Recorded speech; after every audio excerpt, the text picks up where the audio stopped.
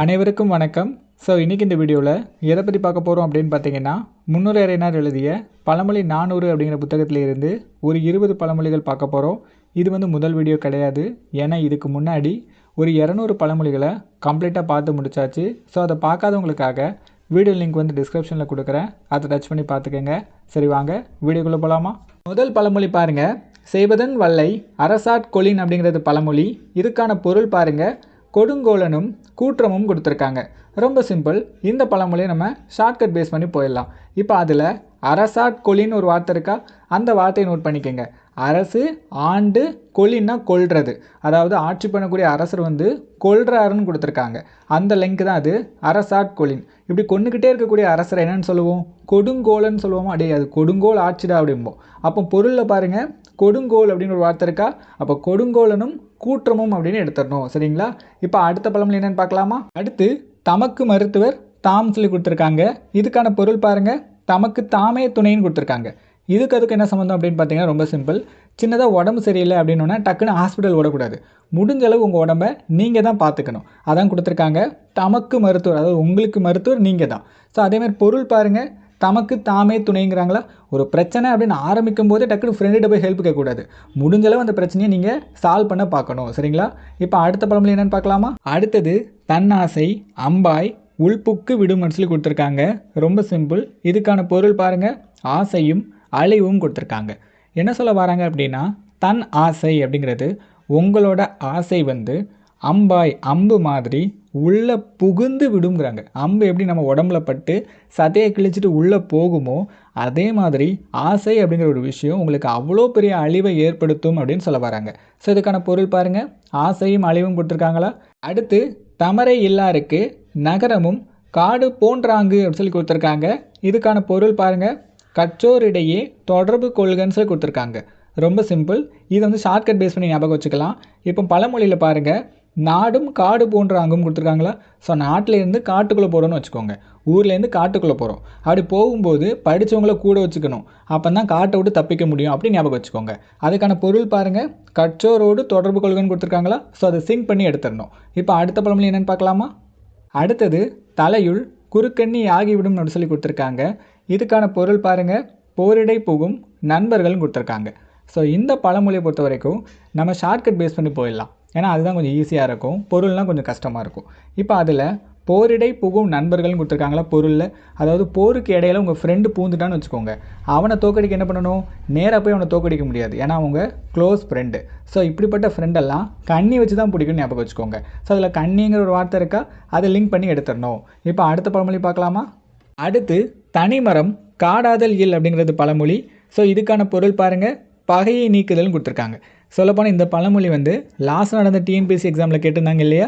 இதுக்கான பொருள் என்ன அப்படின்னு பார்த்தீங்கன்னா, உங்கள் எதிரி தனி மரமாக, அதாவது தனியாக இருக்கும்போதே அவனை அழிச்சிருங்க, இல்லை இல்லாமல் ஆக்கிடுங்க, இல்லை மனமாற்றம் அடைய செஞ்சுருங்க, ஏதாவது ஒன்று பண்ணிடுங்க, அவனை தோப்பாக மாற விட்டுறாதீங்க. அதான் கொடுத்துருக்காங்க. தனிமரம் காடாதல் இல், காடாக மாறத்துக்கு முன்னாடி அவனை நம்ம அழிச்சிடணும். இதுக்கான பொருள் பாருங்கள். பகையை நீக்குதல்னு கொடுத்துருக்காங்களா? சரி, இப்போ அடுத்த பழமொழி என்னென்னு பார்க்கலாமா? தனக்கின்னா இன்னா பிறருக்கு அப்படின்னு சொல்லி கொடுத்துருக்காங்க. இதுக்கான பொருள் பாருங்கள். பிறருக்கு துன்பம் செய்தல்னு கொடுத்துருக்காங்க. ரொம்ப சிம்பிள். தனக்கின்னா அப்படின்னா, இன்னா அப்படின்னா துன்பம்னு அர்த்தம். உங்களுக்கு ஒரு விஷயம் துன்பத்தை ஏற்படுத்துன்னு வச்சுக்கோங்க. அந்த விஷயம் கண்டிப்பாக இன்னொருத்தருக்கும் துன்பத்தை தான் ஏற்படுத்தும். உங்களுக்கு துன்பத்தை ஏற்படுத்துச்சு, மற்றவங்களுக்குலாம் அது பிரச்சனை இருக்காது அப்படின்னு நீங்கள் நினைக்கக்கூடாது. சரிங்களா? அப்போ உங்களுக்கு ஒரு விஷயம் பிரச்சனைனா அது மற்றவங்களுக்கும் அந்த விஷயம் பிரச்சனையாக தான் இருக்கும். அதனால் அந்த விஷயத்தை மற்றவங்களுக்கு பண்ணாதீங்க. அதுதான் கொடுத்துருக்காங்க. தனக்கின்னா இன்னா பிறருக்கும். இதுக்கான பொருள் பாருங்கள். பிறருக்கு துன்பம் செய்தல்னு கொடுத்துருக்காங்களா? இப்போ அடுத்த பழமொழி என்னென்னு பார்க்கலாமா?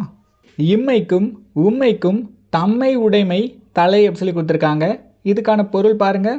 தம்மை உடையராதல்னு கொடுத்துருக்காங்களா? அதை வச்சு லிங்க் பண்ணிக்கலாம். ஏன்னா அதுலேயும் தம்மை உடைமை தலைன்னு ஒரு வார்த்தை வந்திருக்கு. அதை வச்சு லிங்க் பண்ணிக்கலாம். இருந்தாலும் அதுக்கான பொருள் தெரிஞ்சுக்கோங்க. இம்மை உண்மை, அதாவது இம்மை மறுமை, இந்த பிறவிலையும் இறந்ததுக்கு அப்புறமாவும் என்ன சொல்ல வராங்கன்னா, தம்மை உடைமை, அதாவது உங்கள் தன்மையோடு இருங்க. நீங்கள் எப்படி இருக்கீங்களோ அப்படியே இருங்க. இப்போவும் சரி, இறந்ததுக்கு அப்புறமும் சரி. அதுதான் தலை சிறந்த பண்பாக இருக்கும்னு சொல்ல வராங்க. சரிங்களா? அதுக்கான பொருளும் பாருங்கள். தன்மை உடையவராதல்னு கொடுத்துருக்காங்களா? சரி, இப்போ அடுத்த பழமொழி என்னென்னு பார்க்கலாமா? அடுத்த பழமொழி பாருங்கள். செருப்பிடைப்பட்ட பரல்னு கொடுத்துருக்காங்க. இதுக்கான பொருள் பாருங்கள். செருப்பிற் புகுந்த கல்லுன்னு கொடுத்துருக்காங்க. இது டைரெக்டாக தான் இருக்குது.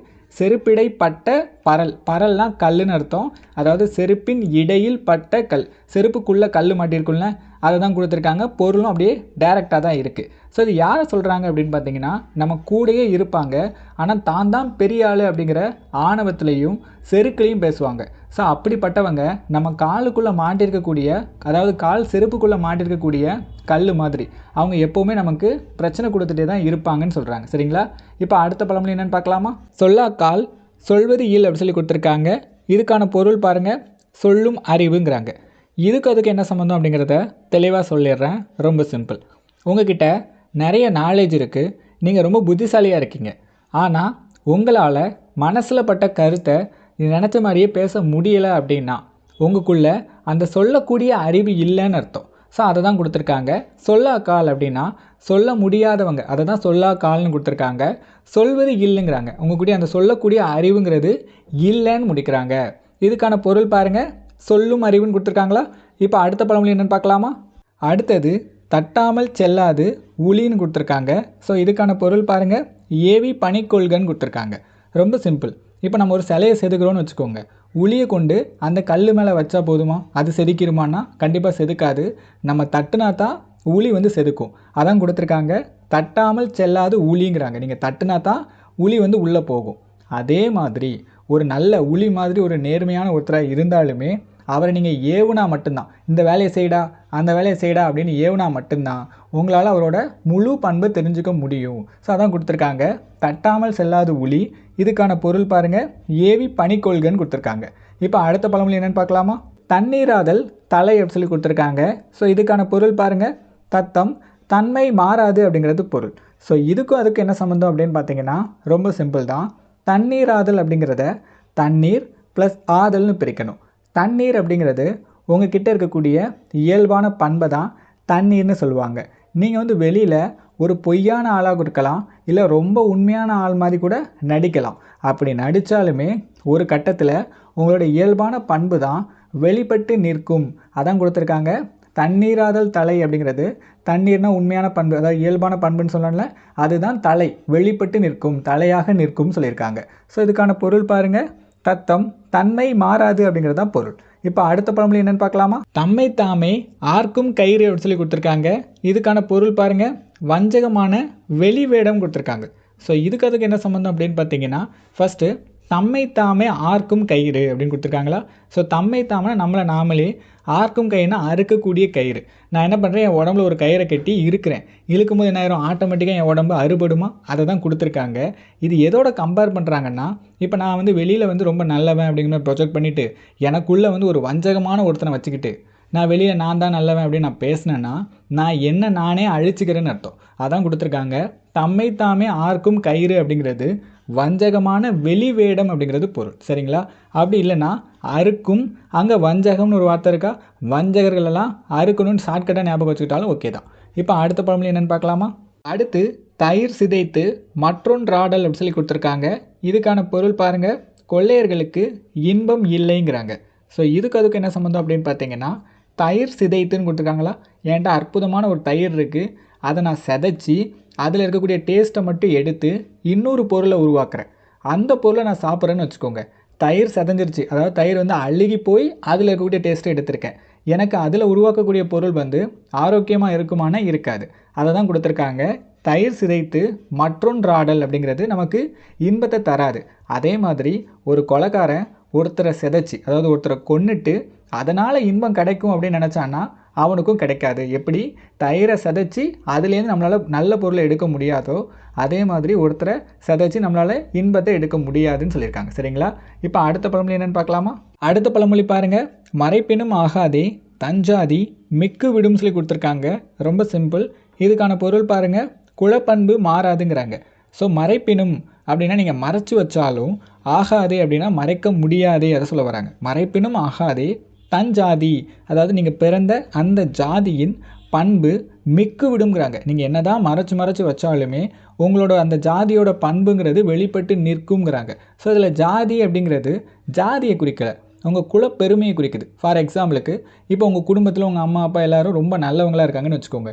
நீங்கள் என்ன தான் ஒரு கெட்டவனாக உங்களை ப்ரொஜெக்ட் பண்ணிட்டு இருந்தாலுமே என்ன சொல்லுவாங்க, டேய் அந்த குடும்பத்தில் பிறந்தவனாடி, அப்படி ஒரு கேரக்டர் அப்படிம்பாங்கல்ல, அதை தான் இங்கே சொல்கிறாங்க. அப்போ மறைப்பினும் ஆகாதே தன் ஜாதி மிக்கு விடும் இதுக்கான பொருள் குலப்பண்பு மாறாதுன்னு கொடுத்துருக்காங்க. இப்போ அடுத்த பழமொழி பாருங்கள், தன்கோல் எடுக்குமா மெய் அப்படிங்கிறது பழமொழி. இதுக்கான பொருள் பாருங்கள், அரசர்களின் செங்கோன்மைன்னு கொடுத்துருக்காங்க. ரொம்ப சிம்பிள். ஃபஸ்ட் இந்த தன்கோல்னா அதை பிரிக்கும்போது தன்மை ப்ளஸ் கோல்னு பிரிக்கணும். தன்மைனா நமக்கு ஆல்ரெடி தெரியும், தண்ணீர் எப்படி பிரிப்பீங்க, தன்மை ப்ளஸ் நீர்னு பிரிப்பீங்க. தன்மைனா குளிர்ந்தன்னு அர்த்தம், அப்போ குளிர்ந்த நீர்னு பொருள் வரும். அதே மாதிரி இதில் தன்கோல் அப்படிங்கிறத தன்மை ப்ளஸ் கோல்னு பிரிக்கணும். பிரித்து அந்த தன்மை அப்படிங்கிறது குளிர்ந்த அப்படிங்கிறத குறிக்கும். அப்போ குளிர்ந்த கோல் அப்படின்னா கோல் அப்படிங்கிறது அரசரோட செங்கோலை குறிக்கும். அப்போ குளிர்ந்த மனமுடைய அரசரின் செங்கோல், அதான் இந்த பொருள் தன்கோல்னு வந்திருக்கு. அடுத்து எடுக்குமா மெய்ன்னு கொடுத்துருக்காங்க. ஸோ அந்த மாதிரி அதாவது குளிர்ந்த மனமுடைய அரசன் வந்து எப்போவுமே உண்மையை மட்டும்தான் கையில் எடுப்பான் அப்படின்னு சொல்ல வராங்க. இதுக்கான பொருள் பாருங்கள், அரசரின் செங்கோன்மைன்னு கொடுத்துருக்காங்களா.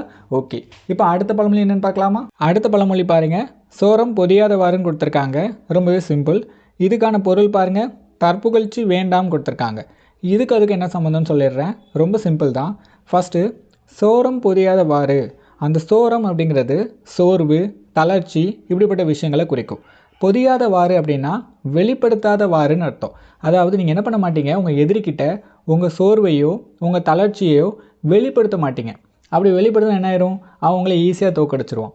அதே மாதிரி உங்களுக்குள்ளே இருக்கக்கூடிய விஷயத்தை, அதாவது உங்களுக்குள்ளே இருக்கக்கூடிய திறமையை நீங்கள் என்ன பண்ண மாட்டீங்க, எக்ஸ்பிரஸ் பண்ணிக்கிட்டே இருக்கக்கூடாது. அதான் தற்புகழ்ச்சின்னு சொல்லுவாங்க. நான் இப்படி நீங்கள் எக்ஸ்பிரஸ் பண்ணிகிட்டே இருந்தீங்கன்னா எக்ஸ்பிரஸ் பண்ணுற ஆள் ஒரு நாள் கண்டிப்பாக உங்களுக்கு எதிரியாக மாறுவான். அது மிகப்பெரிய வினை ஏற்படுத்தும். அதனால தான் தற்புகழ்ச்சி வேண்டாம் கொடுத்துருக்காங்க. எப்படி சோர்வை வெளிப்படுத்த மாட்டீங்களோ அதே மாதிரி தற்புகழ்ச்சியும் வெளிப்படுத்தாதீங்கன்னு சொல்ல வராங்க. இப்போ அடுத்த பழமொழி என்னென்னு பார்க்கலாமா. சேனோக்கி நந்தநீர் கொண்டதே போன்று அப்படின்னு சொல்லி கொடுத்துருக்காங்க.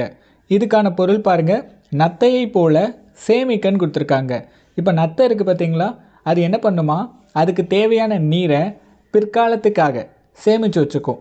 அதே மாதிரி நீங்கள் இப்போ உங்ககிட்ட இருக்கக்கூடிய செல்வத்தை உங்களுடைய பிற்காலத்துக்காக சேமித்து வச்சுக்கோங்க. ஏன்னா இப்போ உங்கள் கூடயே இருப்பாங்க பாருங்கள், அவங்க என்ன பண்ணுவாங்க, இப்போ ஹாப்பியாக இருப்பாங்க. ஆனால் ஒரு டைமுக்கு மேலே அவங்களுக்கு நீங்கள் சுமையாக மாறிடுவீங்க. அதனால் இப்போ என்ன பண்ணிக்கிங்க, உங்களுக்கு தேவையான செல்வத்தை சேமித்து வச்சுக்கோங்க அப்படின்னு சொல்லியிருக்காங்க. ஸோ இப்போ பாருங்கள், சேனோக்கின்னு கொடுத்துருக்காங்க. சேனோக்கினா சேர வேண்டியதை நோக்கி, அதாவது பிற்காலத்தை குறிக்குது. நந்து நீர்னா நத்தை நீர், அதாவது நத்தை என்ன பண்ணும், பிற்காலத்தை நோக்கி தண்ணியை சேமித்து வச்சுக்கும் அப்படின்னு சொல்ல வராங்க. ஸோ இதுக்கான பொருள் பாருங்கள், நத்தை போல் சேமிக்கன்னு கொடுத்துருக்காங்களா. இப்போ அடுத்த பழமொழி என்னென்னு பார்க்கலாமா. அடுத்து தஞ்சாகாடேனும் உயவாமல் சேராதல் இல் அப்படி சொல்லி கொடுத்துருக்காங்க. இதுக்கான பொருள் பாருங்கள், ஊதியம் இல்லாத வேலைங்கிறாங்க. ஸோ அதுக்கு என்ன சம்மந்தம் அப்படின்னு பார்த்தீங்கன்னா, ஃபஸ்ட்டு உங்கள்கிட்ட சொந்தமாக ஒரு கார் இருக்குதுன்னு வச்சுக்கோங்க. அந்த காரை வந்து நீங்கள் உங்கள் சொந்த காரு அப்படிங்கிறதுக்காக நீங்கள் பாட்டுக்கு எடுத்து ஓட்டிக்கிட்டே இருக்க முடியாது. அதுக்கு தேவையான பெட்ரோல் அப்படிங்கிற ஒரு விஷயத்த கொடுக்கணும். அதே மாதிரி உங்கள் சொந்தக்காரங்க அப்படிங்கிற ஒரே காரணத்துக்காக காசு வாங்காமல் அவங்கக்கிட்ட வேலை செய்யாதீங்க. சொந்தக்காரங்களாகவே இருந்தாலும் ஊதியம் வாங்கிட்டு தான் வேலை செய்யணும். அதை தான் கொடுத்துருக்காங்க. தஞ்சாகாடேனும் அப்படிங்கிறது உங்கள் சொந்த வண்டியை குறிக்குது, சரிங்களா. உயவாமல், உயவு அப்படிங்கிறது உயவு எண்ணெய்னு கேள்விப்பட்டிருப்பீங்கள்ல, அது கிரீஸை குறிக்குது. உங்கள் சொந்த காரு தான், காராக இருந்தாலும் கிரீஸ் போட்டால் தான் என்ன பண்ண முடியும், சேராதல் இல்லைன்னு கொடுத்துருக்காங்க பார்த்தீங்களா. அப்போ சேராதல் அப்படின்னா சேர்றது இல்லைங்கிறாங்க. நீங்கள் கிரீஸ் போடலைன்னா உங்களால் சேர முடியாது அப்படின்னு சொல்ல வராங்க, சரியா. இப்போது இதுக்கான பொருள் பாருங்கள், ஊதியம் இல்லாத வேலைன்னு கொடுத்துருக்காங்களா. சரி, ஓகே. இப்போ அடுத்த பழமொழி என்னென்னு பார்க்கலாமா. அடுத்த பழமொழி தோங்கற்பால் போல்தே தொகும் அப்படிங்கிறது பழமொழி. இதுக்கான பொருள் பாருங்கள், வேங்கை பூவும் செல்வமும் கொடுத்துருக்காங்க. ஸோ அதுக்கு என்ன சம்மந்தம் அப்படின்னு பார்த்தீங்கன்னா, ஃபஸ்ட்டு இந்த தோங்கற்பால் அப்படின்னா என்னென்னு தெரிஞ்சுக்கோங்க. வர வேண்டியன்னு அர்த்தம். அப்போ வர வேண்டிய போல்தே அப்படின்னா பொழுதுநிலேன்னு அர்த்தம். அப்போ வர வேண்டிய பொழுதுநிலே தொகும் அப்படின்னா வரும்னு அர்த்தம். ஒரு விஷயம் எப்போ கிடைக்கணுமோ அப்போந்தான் கிடைக்கும். ஃபார் எக்ஸாம்பிளுக்கு வேங்கை மரம் இருக்குல்ல, அதில் கனி வந்து எல்லா நேரமும் இருக்காது. அது கரெக்டாக பூக்கக்கூடிய நேரங்களில் தான் கனி வந்து காய்க்கும். அதே மாதிரி நீங்கள் கஷ்டப்பட்டு உழைச்சிட்ருப்பீங்க, ஆனால் உங்களுக்கு போஸ்டிங்கே கிடைக்காது. அதுக்குன்னு ஒரு டைம் வரும்போது தான் அது கிடைக்கும். அதை தான் கொடுத்துருக்காங்க. தோங்கற்பால் போல்தே தொகும் சொல்லி கொடுத்துருக்காங்க. இதுக்கான பொருள் பாருங்கள், வேங்கை பூவும் செல்வமும் கொடுத்துருக்காங்க. இந்த வீடியோ உங்கள் எல்லாருக்கும் பிடிச்சிருக்குன்னு நினைக்கிறேன். இதே மாதிரி இன்னும் நிறைய வீடியோ பார்க்குறதுக்கு மறக்காமல் நம்ம சேனலை சப்ஸ்கிரைப் பண்ணிடுங்க. தேங்க்யூ.